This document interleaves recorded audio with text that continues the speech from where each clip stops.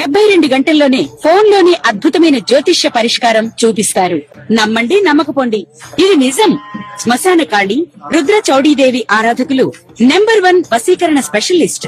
గురూజీ, మనిషి పుట్టుక నుండి చనిపోయే వరకు వచ్చే అన్ని క్లిష్టమైన సమస్యలకు పరిష్కారం ఇక్కడ లభిస్తుంది. విద్య, ఉద్యోగం, వ్యవహారం, స్త్రీ ప్రేమ, పెళ్లి, సంతానం, స్త్రీ పురుష వశీకరణం, భూవశం, భార్యాభర్తల కలహాలు, కోర్టు సమస్యలు, విడాకుల సమస్యలు, చేతబడి, అప్పుల బాధ, ఇంకా మీకు ఎలాంటి సమస్యలు ఉన్నా 72 గంటల్లోనే. శ్రీ మహాగణాధిపతయే నమః. శ్రీ మహాసరస్వత్యై నమః. శ్రీ గురుభ్యో నమః. శ్రీ లలితా మహా త్రిపుర సుందరి పరాభట్టారికాయై నమః.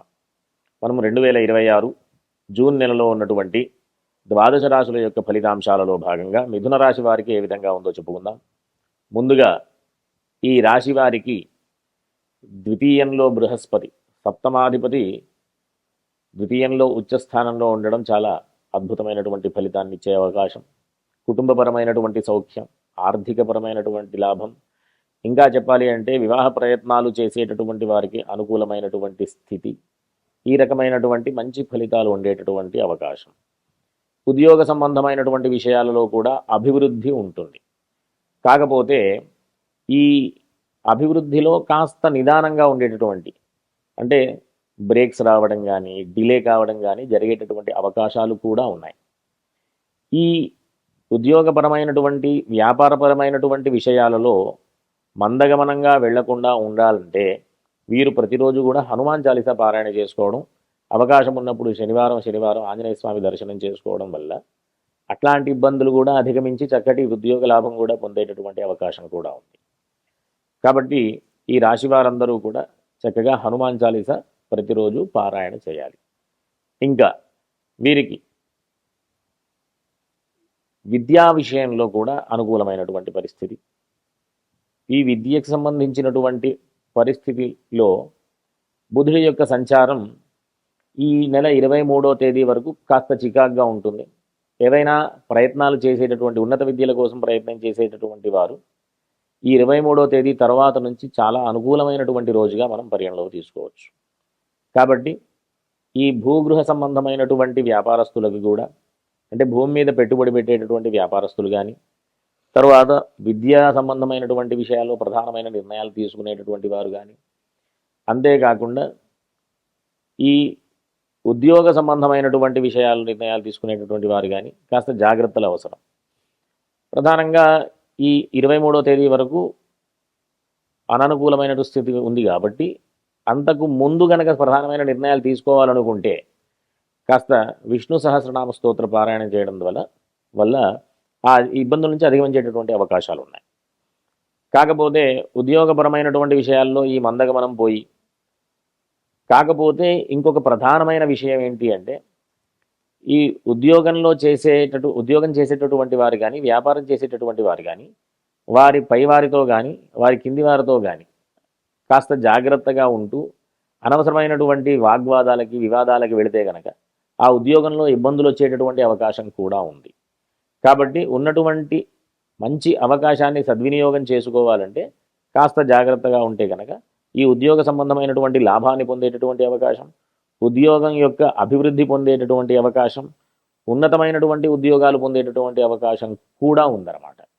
కాబట్టి ఈ రాశి వారందరూ కూడా, మిథున రాశి వారందరూ కూడా ప్రతిరోజు కూడా హనుమాన్ చాలీసా పారాయణ చేసుకోవడం ద్వారా మంచి ఫలితాలు పొందేటటువంటి అవకాశం, అంతేకాకుండా విష్ణు సహస్రనామ స్తోత్రం కూడా పారాయణ చేయడం ద్వారా ఉన్నటువంటి ఇబ్బందుల నుంచి అధిగమించి ముందుకు వెళ్ళేటటువంటి అవకాశాలు పొందుతారు. కాబట్టి అందరూ కూడా చక్కగా ధార్మికమైనటువంటి మార్గంలో వెళుతూ సుఖంగా జీవనాన్ని గడపాలని ఆశీర్వదిస్తూ స్వస్తి. శ్రీమాత్రే నమః. మామూలుగా ప్రతి ఒక్కరి జీవితంలో ప్రధానంగా ఆడవారి యొక్క పాత్ర ప్రధానమైనటువంటి పాత్ర వహిస్తుంది. ప్రతి కుటుంబంలో కానివ్వండి, ప్రతి ఒక్కరి జీవితంలో కానివ్వండి, ఈ ఆడవారు ప్రధానమైనటువంటి తీసుకోవలసినటువంటి జాగ్రత్తలు, చేయవలసినటువంటి ఆరాధనలు ఇవి తెలుసుకోవడం ద్వారా మనం సరైనటువంటి మార్గంలో వెళుతూ మంచి ఫలితాలు పొందేటటువంటి అవకాశం ఉంటుంది. కాబట్టి మనం సహజంగా సహజరాశి చక్రంలో కుటుంబ స్థానానికి కళత్ర స్థానానికి అంటే వివాహ స్థానానికి సంబంధించినటువంటి ప్రధానమైనటువంటి విషయం ఏంటి అంటే, ప్రతి ఒక్కరికి కూడా వివాహం దగ్గరకు వచ్చేసరికి ఒక కుటుంబంలోంచి ఇంకో కుటుంబంలోకి వెళ్ళేటటువంటి పరిస్థితి ఆడవారిది. కాబట్టి బాధ్యత ఎక్కువ అవుతుంది. కుటుంబపరమైనటువంటి దోషాలు ఏవైనా ఉన్నా, కుటుంబాన్ని సమర్థవంతంగా నడిపించాలి అన్నా, ఇంకా పెళ్ళి అనేది భార్యకి భర్త, భర్తకి భార్యకి సంబంధించినటువంటి విషయం కాబట్టి ఈ పెళ్లికి సంబంధించినటువంటి ఇబ్బందులు ఏమైనా ఉన్నా, పెళ్లికి సంబంధించినటువంటి ఆ ఇబ్బందుల్ని అధిగమించాలి అన్నా ప్రధానమైనటువంటి దేవత ఎవరు అంటే లక్ష్మీ అమ్మవారు. ఈ కుటుంబ స్థానానికి అంటే వృషభ రాశికి, కళత్ర స్థానానికి తులారాశికి అధిపతి శుక్రుడు కాబట్టి శుక్రుడికి అధిష్టాన దేవత లక్ష్మీ అమ్మవారు కాబట్టి లక్ష్మీ అమ్మవారి యొక్క అనుగ్రహం వధువుకి ఖచ్చితంగా ఉండాలి. కాబట్టే ప్రతి వివాహంలో పెళ్ళి పత్రికల్లో వధువు పేరు చెప్పే ముందు చిరంజీవి లక్ష్మీ సౌభాగ్యవతి అంటుంటారు. అందుకోసమే లక్ష్మీ అమ్మవారి యొక్క అనుగ్రహం ఉంటూ కుటుంబపరమైనటువంటి దోషాలన్నీ కూడా పోవడానికి, కళత్రపరమైనటువంటి వివాహపరమైనటువంటి దోషాలన్నీ కూడా పోవడానికి ఆ లక్ష్మీ అమ్మవారి యొక్క ఆశీర్వచనం ఉండడానికి మనం ఆ రకంగా మన పెద్దవాళ్ళు ఈ వధువుకి పేరుకు ముందు చిరంజీవి లక్ష్మీ సౌభాగ్యవతి అని పేరు చెప్తూ సంబోధిస్తారు. అంతేకాకుండా ఈ కుటుంబపరమైనటువంటి దోషాలు అవన్నీ కూడా పోవడానికి కేవలం అమ్మవారి యొక్క అనుగ్రహం ఏ విధంగా కలుగుతుంది అంటే, నిత్యకృత్యంలో ఆడవాళ్ళందరూ కూడా ప్రతిరోజు లక్ష్మీ అమ్మవారి యొక్క ఆరాధన చెయ్యాలి.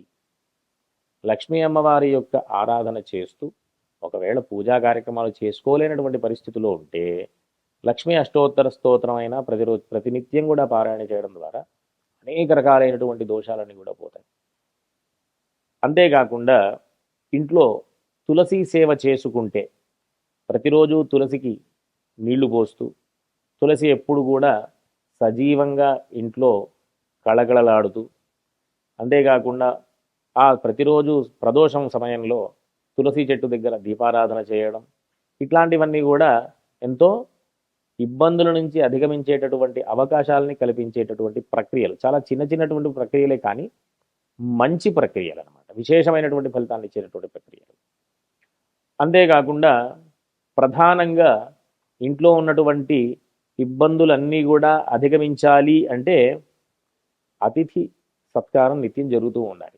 ఎవరైనా అతిథులు వచ్చినప్పుడు లేదు కాదు అనకుండా సేవాభావంతో వారిని చూసుకుంటూ వచ్చినటువంటి వారికి పానీయాలు ఆహారాలు ఇస్తూ ఆ విధంగా సేవ చేసుకుంటూ ఉండడం ద్వారా కూడా అతిథి రూపంలో ఉన్నటువంటి ఆ పరమేశ్వరుడి యొక్క ప్రసాదం కూడా మనకు ఉండేటటువంటి అవకాశం ఉంటుంది. కాబట్టి ప్రతి ఒక్కరూ కూడా సామరస్యంగా ఉంటూ చక్కటి ఫలితాలు పొందాలి అంటే లక్ష్మీ అమ్మవారి యొక్క ఆరాధన, తులసి సేవ, అతిథి సేవ, ఈ మూడు చక్కగా ప్రతి ఇంట్లో కూడా జరిగేటటువంటి ప్రయత్నం చేయాలి. ఈ రకంగా కేవలం లక్ష్మి అంటే ధనమే కాదు, లక్ష్మి అంటే జ్ఞానం అని అర్థం. కాబట్టి ఆ లక్ష్మీ అమ్మవారి యొక్క ఆశీర్వచనం వల్ల ప్రతి ఒక్కరూ కూడా విశేషమైనటువంటి ఫలితాలు పొందుతూ అన్ని రకాలైనటువంటి ఇబ్బందుల నుంచి అధిగమిస్తూ, ఈ కుటుంబ స్థానం కళత్ర స్థానం అని చెప్పాను కదా, అవి రెండు మారక స్థానాలు కూడా.